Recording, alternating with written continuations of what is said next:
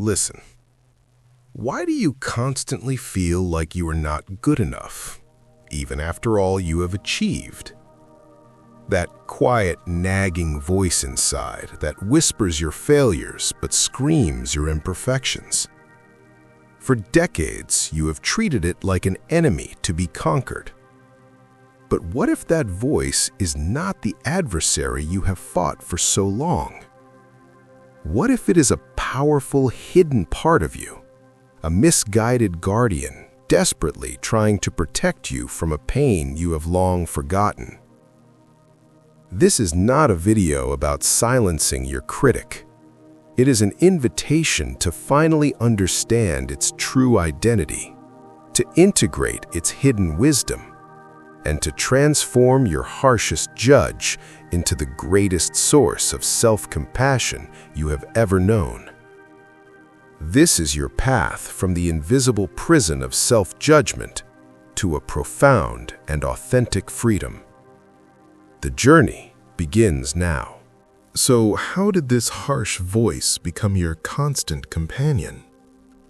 To understand it, we must first understand the shadow. In Jungian wisdom, the shadow is not evil. It is simply the collection of all the parts of yourself that you were taught to disown. Your anger, your vulnerability, your so-called imperfections. We pushed them into the basement of our psyche because we learned, often painfully, that these parts were not welcome. But they did not disappear. They organized. And eventually, they took on a voice, the voice of your inner critic. The surprising truth is, your inner critic is not a monster. It is a misguided guardian. Think of it as an old soldier, still fighting a war that ended decades ago. He is still on the battlefield of your childhood playground where you were teased, or in the boardroom where you were once shamed. He screams at you to be perfect, to be invisible, to never take a risk. Not because he wants to hurt you, but because he is terrified of you ever feeling that old pain again. The sting of rejection, the burn of failure. Its methods are harsh, its voice is cruel, but its original mission was one of protection. And understanding this changes everything. It moves you from a position of battle to a position of curiosity.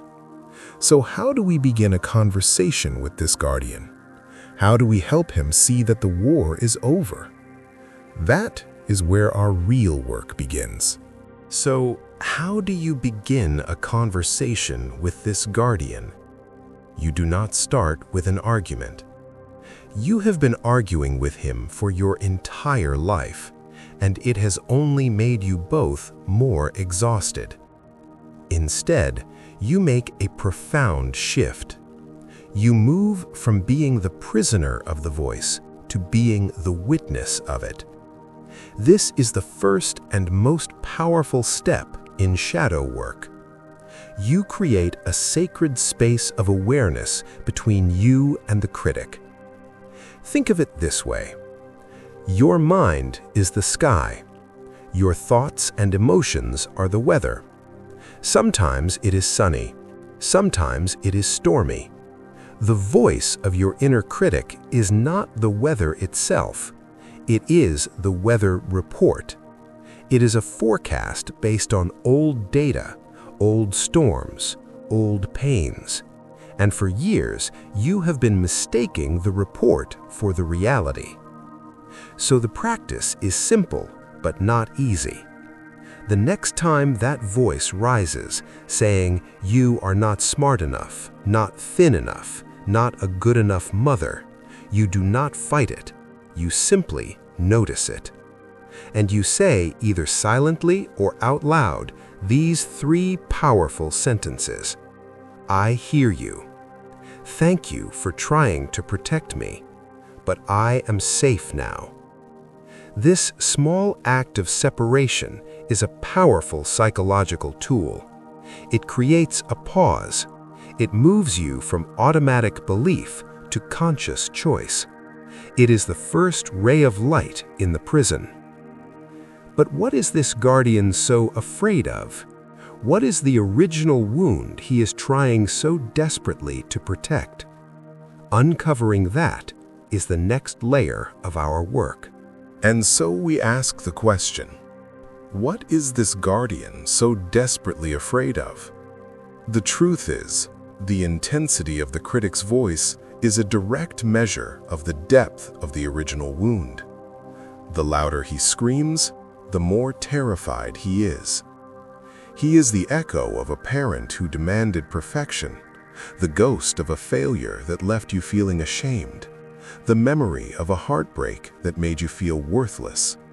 And for a woman in the second half of life, these fears evolve. They are no longer just about a bad grade or a social mistake.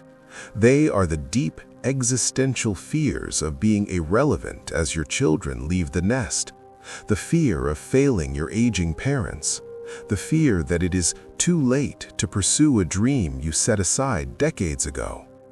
So our next step is not to silence the fear, but to understand it. I call this the compassionate inquiry. It is one powerful question that you can ask your critic the next time it speaks. When the voice says, "You are not good enough," you pause, and you gently ask, what is the old story you are trying to prevent from happening again? Perhaps the criticism about your career is trying to prevent the old story of being publicly humiliated. Perhaps the criticism about your parenting is trying to prevent the old story of feeling abandoned. When you finally see the scared child behind the soldier's armor, something miraculous happens. The battle ceases, and for the first time, you can offer it the one thing it has never received: compassion. But how do we cultivate that compassion in a real, sustainable way? How do we make it our new default? That is the very heart of our final step. This is the heart of our work, not just to understand the wound, but to finally begin to heal it. Radical self-compassion is not a vague idea, it is a practice. It is the medicine you apply directly to the pain, and it is made of 3 essential ingredients. The first is kindness. The next time the critic's voice flares up, I want you to do something physical. I want you to place your hand over your own heart, feel the warmth, and silently offer yourself the kindness you would offer a dear friend who is hurting. This simple physical act can literally calm your nervous system in seconds. The second ingredient is common humanity. The critic's greatest lie is that you are alone in your struggle, that you are uniquely flawed. The truth is, this is the shared human condition. So you pair the hand on your heart with a simple mantra: I am not alone in this feeling. And the third ingredient is mindfulness. This is the witnessing we spoke of earlier. You are not the storm. You are the sky holding the storm. This is not weakness. It is the ultimate strength. To embrace your imperfections, to hold your own pain with tenderness, this is the catalyst for true late-life thriving. It is the courage to finally offer yourself the acceptance you have spent a lifetime seeking from others. So what happens when this practice becomes your new way of being? What does that liberated, authentic woman actually look like? That is the beautiful dawn we will witness together. This is what liberation feels like. Not the loud victory of a battle won, but the quiet peace of a war that no longer needs to be fought. The woman who emerges is not flawless. She is whole. She moves through her days with a profound sense of self-acceptance, her energy now free to create, to love, and to simply be. This is the authentic joy that is born when you integrate rather than fight your own shadow. The prison door was never locked. It was simply guarded by a misunderstanding. So I invite you now, as a declaration to yourself, to begin this new relationship. Comment below with the words, "I am befriending my critic." It is a powerful first step on this path to peace. And once you have begun to find this peace within, how do you navigate the profound unraveling of midlife itself? In our next journey, we will explore how that feeling of falling apart is actually a sacred invitation to find your soul's true purpose. Thank you for walking this path with me.